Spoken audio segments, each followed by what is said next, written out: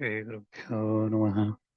गुरुर्ब्रह्मा गुरुर्विष्णु गुरुर्देवो महेश्वरः गुरुः साक्षात् परं ब्रह्म तस्मै श्रीगुरवे नमः। गुरवे सर्वलोकानां विषये भवरोगिणां निधये सर्वविद्यानां श्रीदक्षिणामूर्तये नमः। वक्रतुण्डमहाकाय सूर्यकोटिसमप्रभा निर्विघ्नं कुरु मे देव सर्वकार्येषु सर्वदा। शुक्लां भरधरं विष्णुं शशिवर्णं चतुर्भुजं प्रसन्नवदनं ध्यायेत् सर्वविघ्नोपशान्तये। व्यासम् अष्टनप्तारं शक्ते पुत्रमकल्मषं पराशरात्मज वन्दे जगदातं तपोनिधिं। व्यासाय विष्णुरूपाय व्यासरूपाय विष्णवे नमो वै ब्रह्मणते वासिष्ठाय नमो नमः। नारायणं नमस्कृत्य नरं चैव नरोत्तमं देवीं सरस्वतीं व्यासं ततो जयमुदीरयेत्।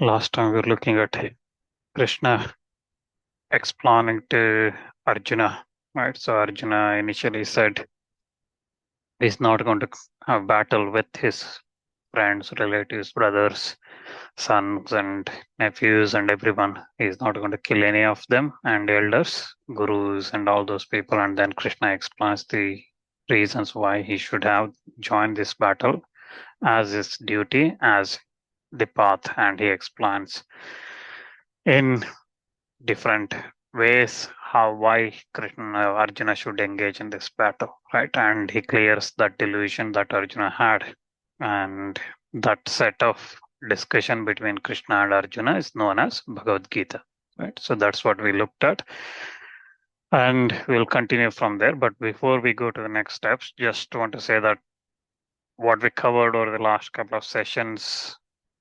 is just going through some high level translations. It is not going into detail of Bhagavad Gita. So Bhagavad Gita, if you have to spend good amount of time on that and to understand that properly, it takes time. And there are 700 shlokas, and each shlokas can take anything from 30 minutes to an hour or even more. Okay, so if you have covered everything in 2 sessions, that shows how quickly we have gone through. It is again not the focus of this whole session here. We are looking at the stories from Mahabharata and high level. So Gita, Bhagavad Gita, if anyone interested can join the Gita Shastra sessions or learn from other means, because it's important, because Bhagavad Gita is Upanishad. It's classified as a Upanishad. That means the Vedanta. It's the Vedanta Sar. Right? So it is the summary of the Vedas. And it is summary of Mahabharata, entire summary of Mahabharata, what Mahabharata teaches us. So it's important for everyone to know that, everyone to understand that, everyone to listen to those and understand the meaning of those things. So whether it is Bhagavad Gita or any other Upanishad, everyone should listen at least one of those Upanishads. Okay, and the meaning of this, try to understand this through a Brahmana. One should try to learn that. That's very important. Again, Gita Jayanti comes in a week's time, less than a week's time, and you'll hear a lot of Gita explanations and everything coming everywhere. My message is learn it through the right source and right people. That's the only way, because we've seen in the Udyoga Parva, for example, right? Dhritarashtra asked for Vidura to explain the Atma Jnana, and Vidura says, I should not explain those things, and that's why he remembers Sanat Sujata, and Sanat Sujata comes and explains. So even though there are a lot of people who are ready to explain, you need to be careful whom you listen from, because the only listening is one thing, understanding and benefiting from those things is different. That's why it is important. There are a lot of good sources. I'm not saying you should not listen. Okay, there are a lot of good sources, even virtually. If you want to listen on YouTube or wherever it is, there are a lot of good sources. Learned people or learned properly, and you can listen to them and understand these things. But there are large number of explanations that come just like that and not through proper means, and that's not going to benefit in any means. You will hear something, but it's not going to benefit in progressing, that understanding, that truth meaning, clear meaning of those things. So that's why it's important. And again, from what we have looked at in the last two sessions, that just an overview of what Bhagavad Gita is, even that's not true. Okay, so even we haven't even touched any meaningful explanation of any of the shlokas or any of the discussions, any of the message that Krishna has delivered through that. So we haven't looked at in these sessions. So that's why, again, summary in short, message is make an effort to listen to at least one Upanishad, one Vedantic discussion, and things like that. Start with that, and then it will become a habit, and it will lead to more and more questions. And more questions means you will learn more and more. Okay. So with that, we will come back to what happened in Mahabharata.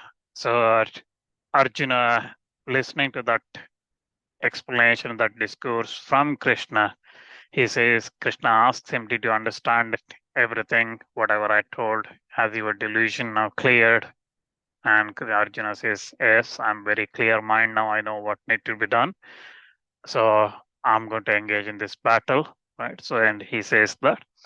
So again, Krishna at the end of that, he says that I have told you all this, do as you wish, all right? So that's again another beauty of our Sanatana Dharma. It explains that these are all things one should do, but also it says you follow what you think is right. So based on what you do, you get the benefits of merits or demerits of that, you will get that. So it doesn't force you to do anything, but it says what is right and what is wrong. So similarly here, Bhagavad Gita as well, when Krishna explains to Arjuna, he says, do what you think is right. Arjuna says, my delusion is clear now, so I am going to engage in this battle.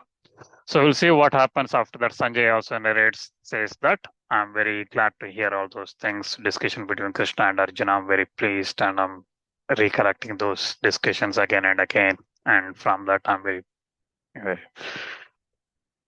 it's my benefit. So he's listening to that. Sanjay continues that discussion or explanation to Dhritarashtra.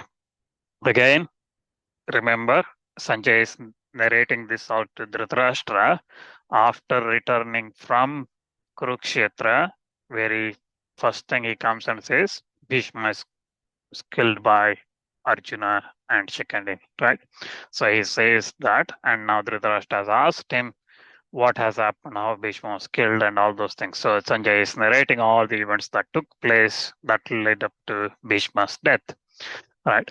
So now, after that discussion between Krishna and Arjuna, Sanjay continues this explanation. He says that Arjuna takes up his Gandiva once again, and when he takes up that, looking at him, all the warriors on Pandava's side, they become very happy and they gave a big shout and they started screaming and happily, and all the Pandavas, Panchalas, and everybody, all of them filled with joy. They blew their conch shells and all the drums and whatever the horns and everything they had. They made a huge noise in that happiness. So this is again another thing. So what we need to remember here is normally when it comes to Bhagavad Gita, there is a lot of confusion and discussion that takes place, right? So people say that when Krishna narrated this Bhagavad Gita to Arjuna, the time stopped and the time just stopped and everybody kind of froze. Nothing happened, just Arjuna was listening to all those things. And so this statement here clearly says that everybody was witnessing that happening. Maybe they're not hearing, right?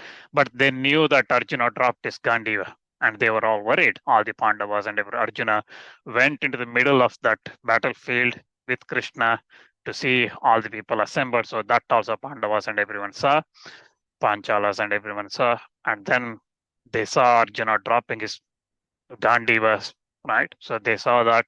And then after some discussion, Arjuna has picked up. Now they are very happy, right? So they have witnessed, or at least visually, they saw all those things, whether they heard or the discussion or not. Mahabharata here, we don't hear all those things. Obviously, Sanjay heard it because of the blessings he had from Vyasa, and Arjuna definitely heard it. So, but any of the Pandavas or Kauravas or anyone heard, it doesn't say anything, but definitely they saw that Arjuna dropping that Gandiva and then lifting it up again. So they heard that and then they become very happy. Then all the Devatas, Gandharvas, Pitrus, Siddhas, Charanas, everybody, all of them assembled in the sky to witness that rishis also came there with Indra leading them. All of them came there to see this war. So between Kauravas and Pandavas. So after the two armies that assembled like that, ready to move, Yudhishthira takes off his armor, coat of mail, and everything, and takes weapons and everything, keeps it aside in his chariot, and then gets down from his chariot with joined hands. He walks in on foot with completely controlling his speech. So that means not talking or shouting or angry face or anything like that. With calm mind and faith, he walks towards east. So Pandavas, if you remember, were facing in the east, right? So he walks towards east, and Kauravas are facing west. So that means he's now walking towards Kauravas. So he goes there, and as he starts walking, Arjuna immediately gets off from his car, his chariot, and he follows him along with Bhima, Nakula, Sahadeva, and Krishna also follows him. And all the kings and everybody were filled with anxiety because the war is about to start. If you remember, in the Bhagavad Gita chapter, we heard that Bhishma blew his conch shell, and then on back of that, all the Kauravas blew, and then Pandavas blew their conch shell and everything. So effectively, they have said, yeah, it's ready to start having this battle, right? So, but immediately Yudhishthira now gets off his chariot and starts walking with joined his hands. He starts walking towards Kauravas. So that kind of shows that he's probably afraid and he's moving to Kauravas. So that filled anxiety among all the kings assembled on Pandava's side. And Arjuna, following him, says, "What is this you are doing, abandoning all your brothers? You are going on foot, facing towards those Kauravas, and you're going towards them. What are you doing?" And then Bhima immediately follows him, saying that, "Where are you going, leaving all your weapons and everything towards those? Leaving your brothers, where are you going?" And Nakula also says that, "You are my elder brother. You are going in that way. That makes me very afraid. I'm very afraid. Where are you going?" And then Sahadev also repeats the same thing. With all these enemies there, with all the terrible weapons and everything lifted in their arm, they are ready to strike, but you're going there without any even protection and any weapons in your hand or anything. You're walking on foot. What are you doing? Why are you going in that direction? Then, when all of them are questioning like that, Yudhishthira did not say anything. He just continues to move towards Kauravas. And then Krishna smilingly tells these four Pandavas, tells them that I know why Yudhishthira is going in that direction. He is going there to pay his respects to Bhishma, Drona, Kripa, Shalya there. Even though then he will, after paying his respect to them, then he will fight them. So it is heard in histories of the olden times that the one who pays his respect according to the Shastras to his gurus and the elders and his relatives, and then fights with those that are superiors, that person obtains the victory in the battle. And that's my opinion. And that's why Yudhishthira is going in that direction.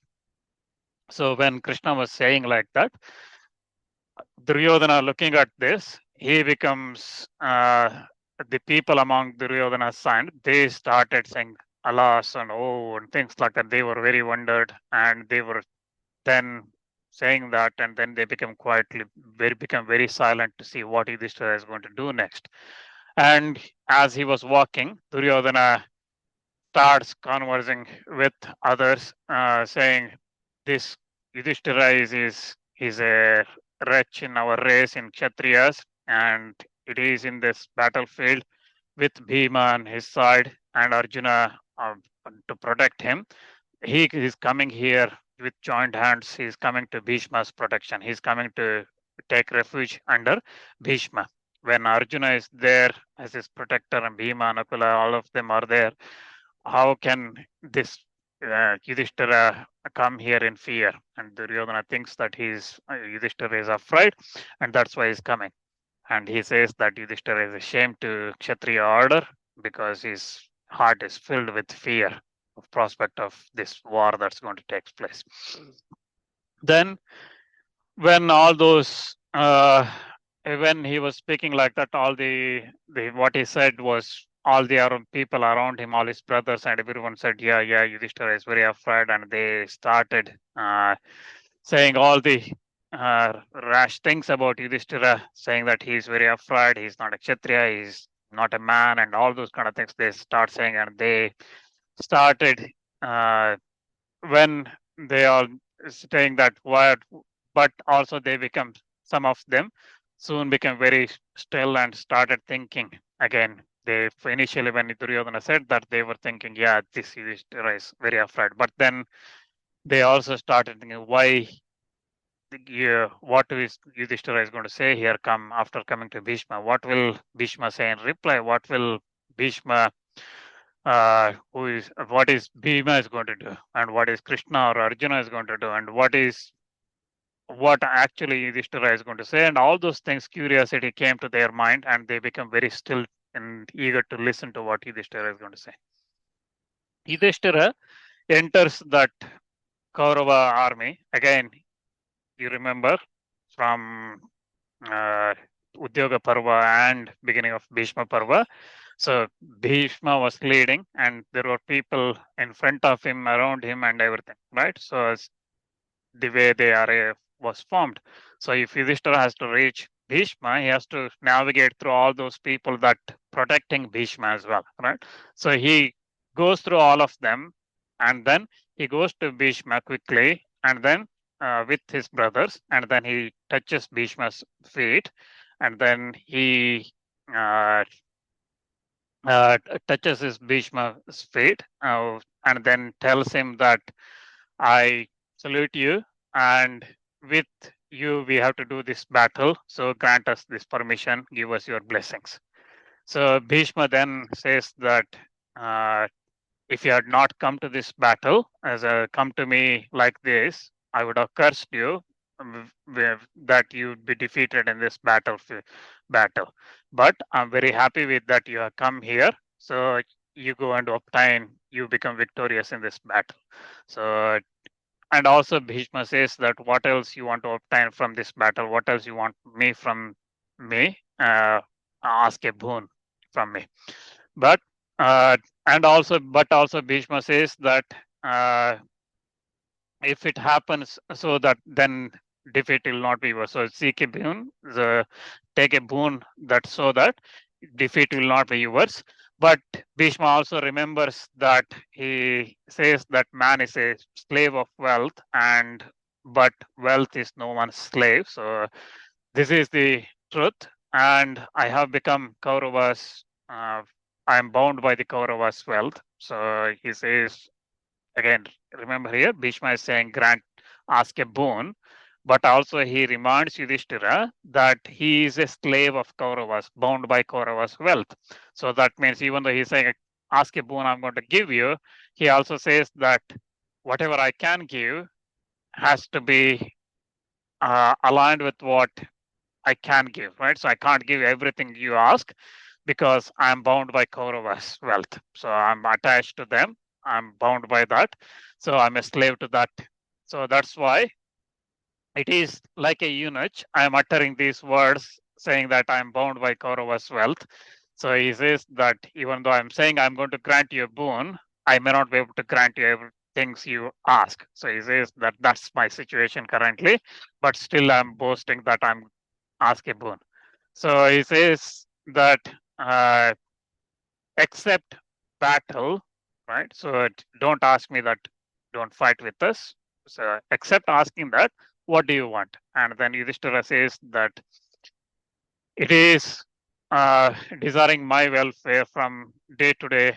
You consult my interest, and when you do battle for the sake of Kauravas, so even when you do that, always pray for me. So Yudhistira asks this, pray for me.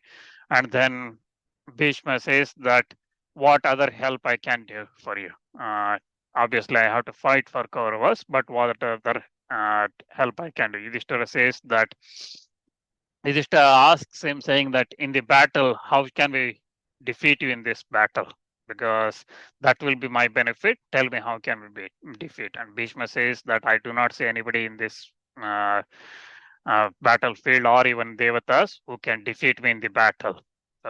That's my answer. And Yudhishthira then again says that that's why I know that nobody can defeat you. That's why I'm asking you how your death may be accomplished so that we can win this battle. Because without your death, we cannot win this battle. And Bhishma says that I do not see any person who can defeat me in this battle, but the time also of my death is not come to me once again. So he says that when the time comes, I will die. Right. So again, Bhishma, if you remember, he has this boon from his father Shantanu that his death is the time of his death he will decide. Right. So Bhishma says that when the time comes, it will happen. So nobody can defeat me till that time. So having said that, Yudhishthira again once more worships him, and then he heads towards Drona, and going to Drona, walking around him, saluting him, doing a pradakshina to him, and then saluting him.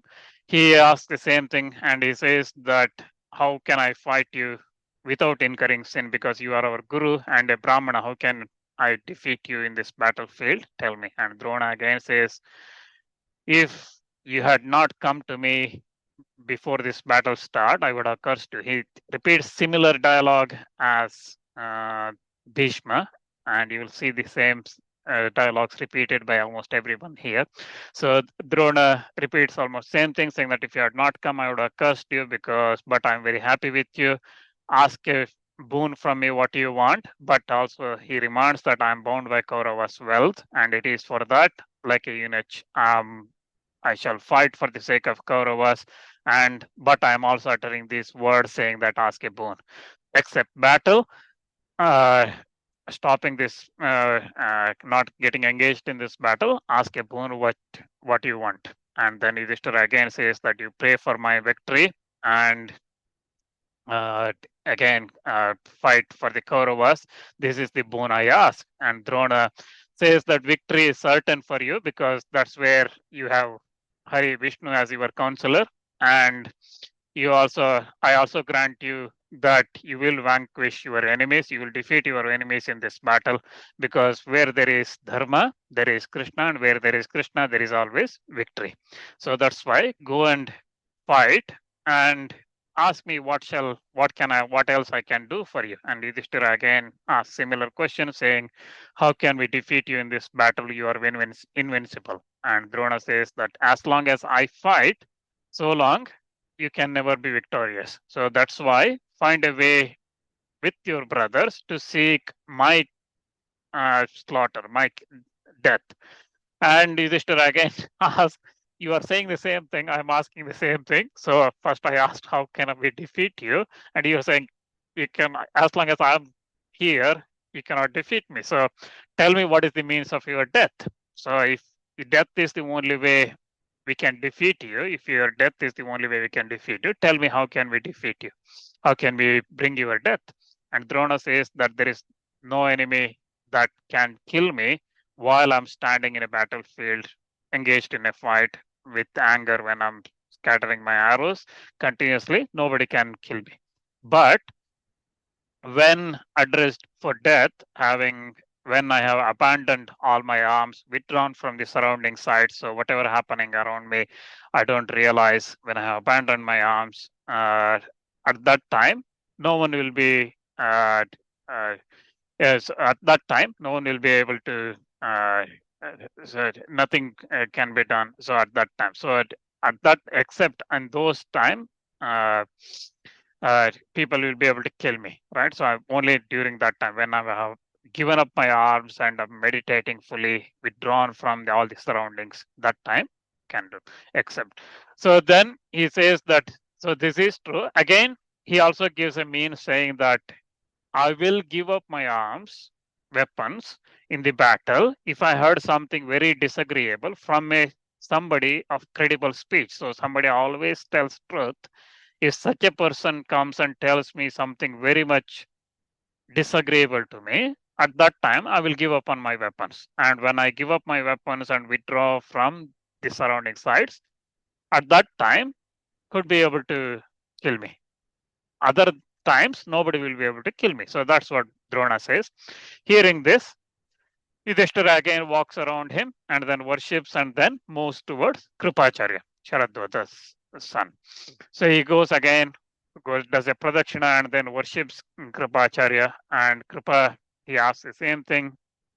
How will I fight with you without without attaching, incurring any sins? And Kripa again says the same thing, saying that if you had not come here, I would have cursed you for your overthrow, complete overthrow. But again, he repeats the same thing, saying, I'm a slave to this wealth of Kauravas' wealth. So remember here, all these people are saying that they are slave to Kauravas' wealth. And this kind of gives a hint and explanation why, for example, Drona and Kripacharya, even though they are Brahmanas, took part in this battle.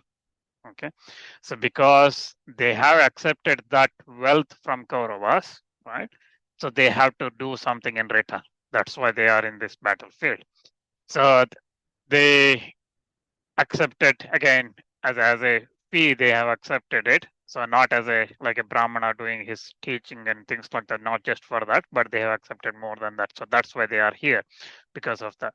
So he says the same thing, accept battle, what you want, what you desire, and Yudhishthira says that I ask you, therefore listen to my words, and then he stops. So his mind a little bit distracted and agitated, and he becomes very silent. He doesn't ask anything from Kripacharya. And Kripacharya, uh, understanding what Yudhishthira wanted to ask, he says that I am incapable of being killed. So that's why fight with me and you obtain the victory. Only way to victory is you have to fight with me, because I cannot be killed like that. So I cannot be killed in the battlefield. So hearing this, again Yudhishthira worships him and goes towards Madra king Shalya. So he goes to him and again he asks the same thing without incurring sin. How can we defeat you in this battle? And Shalya again says the same thing, saying, if you had not come, I would have uh, cursed you. And he also says that same thing, same dialogue, saying that because he's bound by Kauravas' wealth, he's saying that ask a boon with like a eunuch, even though he may not be able to accomplish what Yudhishthira actually wants. So he says, accept battle, what do you wish for? So do you remember why Shalya is fighting for Kauravas? Because Duryodhana gave him a place to stay, but Shalya thought it was Yudhishthira and said he would fight for him. Yeah, good. That's right. So when Shalya was coming towards Upaplavya to see Yudhishthira and others, Duryodhana arranged for his all the travel arrangements and everything. Right, he booked all his flights and accommodation and everything, hotels and everything he booked. Right, so all the entertainment, food, and everything was sponsored. Shalya thought it is by Yudhishthira and enjoyed all those things, only to come to know that it came from Duryodhana's credit card. Right. So Duryodhana sponsored it. So it came from Duryodhana's account. So in return, Duryodhana asked for Shalya to fight for him against Shalya's own nephews, or yeah, his sister's sons. Right. So then Yudhishthira uh, again asks him, think of me daily, fight according to your pleasure for the Kauravas, but that is the boon I ask. And Shalya again says that I will do everything what else I can do for you, because I have been made by their party by the Kauravas' wealth. And Yudhishthira again says that that's the boon I ask. And the he also says that uh, I previously asked for a boon, and that's the same thing I'm going to ask you again. The energy of Karna, you should be weakened in the battlefield, right? So if you remember in Udyoga Parva, when Shalya came to Paplavya, before leaving, Yudhishthira asked the same boon from him, saying that just like Arjuna is going to have Krishna in his as a charioteer in that battle, Karna is going to have you as the charioteer. So when you are in that with Karna, always keep praising Arjuna and weakening Karna's heart through that. And Shalya says that it is what you asked, and I remember that. I will look after your victory. So, say Duryodhana's side, even though people are fighting for him, they are all wishing for uh, Yudhishthira's victory. Right?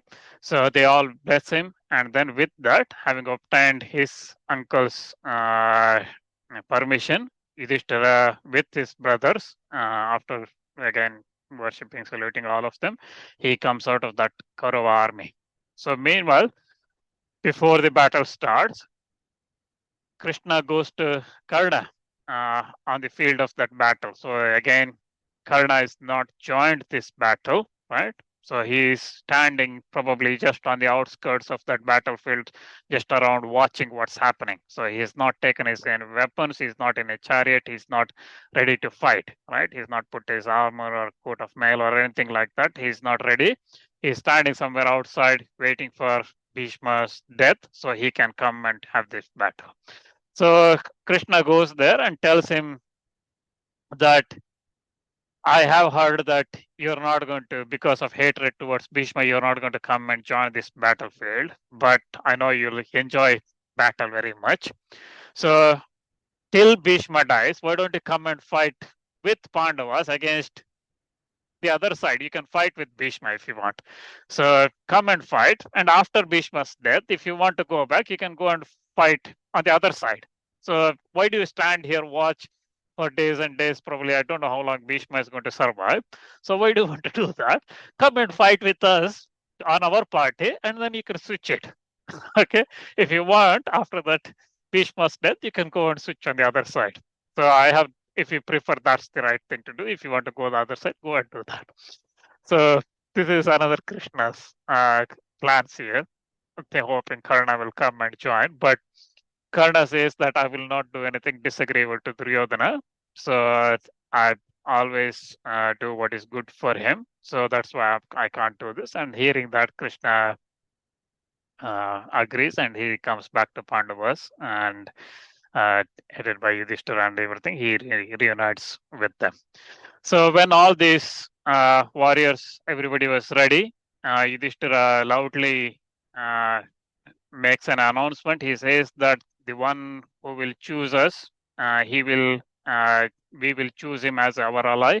So if anybody want to come on our side, you can come. So if anybody want to join us, they can join us. So then looking at them, Yuyutsu, hearing those words with very happily, he comes to Yudhishthira and says that I will fight under you in the battle for the sake of all of you with against Duryodhana. If you accept me, I will join and I will fight along with you. Hearing this, Yudhishthira says, come and join. And he says that both Krishna and I agree and we accept you to our side. So Yuyutsu with that switches his side and he says, Yudhishthira says that at least you will survive as one of Dhritarashtra's son to do his pinda and his shraddha and everything later on. Hopefully you are the one who is going to survive because that wicked Duryodhana is the one who is not going to survive after this battle. So like this, Yuyutsu switches his party just before the battle starts. So anyone remembers who is Yuyutsu?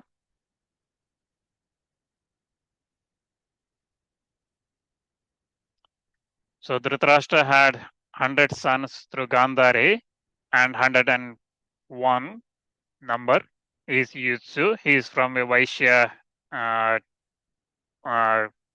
wife he had, Dhritarashtra had, right? So he's the 101st. And then there is also the Shala of Gandhari, right? So Gandhari born of the Shala. Okay, so Yuyutsu, that's why he joins here, and Yuyutsu then abandoning Kurus, he goes to Pandavas, and with very well, everyone welcomes him. Then Yudhishthira, filled with joy, puts a coat of mail on him, and then they all mounted on respective chariots. They come and prepare for that battle. So when all those people, both Pandavas in their chariots on their side, Drishtadyumna and everyone, once more they shout in joy and they all prepare for that battle. All the kings and everyone assembled in that battlefield, they all talk about their friendship and everything because they all kind of remembering uh, the friendship they had. Uh, or the time they spent together, the compassion, kindness, and all those things, their relatives, and all those things that they were discussing because no one knows because that may be the last day they are going to speak to each other, right? It is in the battlefield. So all of them were talking like that, all of them, and seeing Yudhishthira going to Kauravas and worshipping all those things, and Yudhishthira's words he has said to everybody. All the people assembled there, even the mlechas and everyone, they all started attracted. They were all attracted to his Yudhishthira, and they were all wept with choked voices, praising him, and they all praised him for that his bravery and what he has done. So Dhritarashtra then asks who stuck first among those Pandavas and Kauravas assembled there, who did the first battle and what happened. So Sanjaya continues that narration and he says that after the Duryodhana instructs Dushasana that with Bhishma he should go, and then Pandavas also Bhishma started advancing, and Pandavas also advancing with desiring battle with Bhishma, and then Bhima leading that Pandava army against Bhishma. Then all of them making huge sounds, shouts, and drums, and horns, cow horns, and drums, and all those things, musical instruments, and everything. They rushed at each other, against each other with loud shouts. And the Pandavas and Kauravas, they that started this encounter between them, huge encounter. And at that time, Bhima makes a huge roar like a bull, and Bhima uh, rising above all the noise that's coming through. He made a huge noise, roar, scream, shouting at the Kauravas, and that loud. It was so loud. It's like a thunder that's coming through, and hearing that elephants and horses ejected urine and excreta, uh, and they were so scared by elements and horses by that Bhima's roar. Then again, Duryodhana, Durmukha, Dushasana, Durmashana, Vivingsati, Chitrasena, Vikarna, Purumitra, Jaya, Bhoja, and Bhurishavas, all of them taking up their weapons, they started releasing weapons towards Pandavas. And they start fighting with the Pandavas. And among them, Bhishma was shining, and he was among all of them. He was there in the middle of them and leading that army. So we will stop there, and we will continue next time what happens and how the battle takes place next time we meet together.